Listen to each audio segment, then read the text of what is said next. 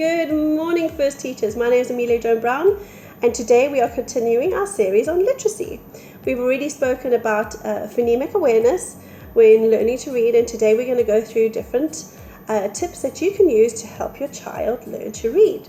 So the first thing that we do in our school is that we are going to be using something like a listen lotto. If you're using any sort of theme, for example, food, you can record all different words related to food, for example, apple, banana, cucumber, all the way to pizza, all the way to zucchini. And then you can play it back in different orders. And you can tell your child to listen for a sound. So, for example, if the sound is for mummy, letting the child listen until they hear, for example, the word mashed potato.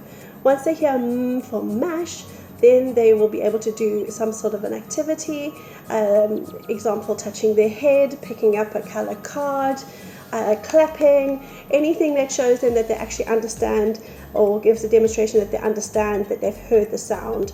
You can use that to create sticker charts, and they get a sticker for every single time they do it, or they get a hug from mummy every single time they're able to hear the sound.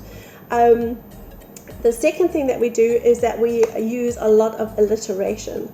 So, for example, if we're using the same mashed potato theme, making sure that the sentence has a large number of sounds in it. For example, Maryam makes a meal of mashed potatoes, or Maryam makes a marvellous meal of mashed potatoes, a massive marvellous meal of mashed potatoes, so that the child hears a large number of the sound that you're trying to teach. The third thing that we do is that we enunciate the sound.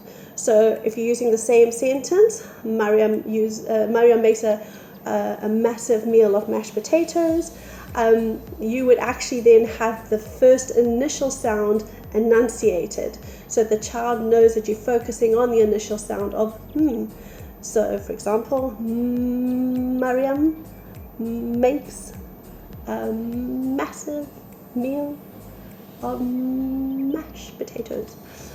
So that every single time that you are saying the sound, the child hears you saying it in an enunciated form.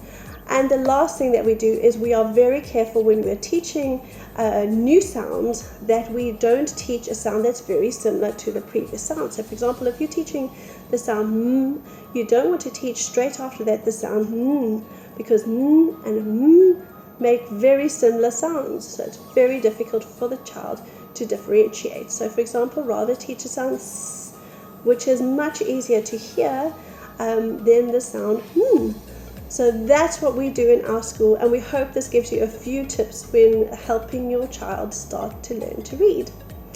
That's it for today. Stay happy, stay healthy, stay safe. See you soon. Bye.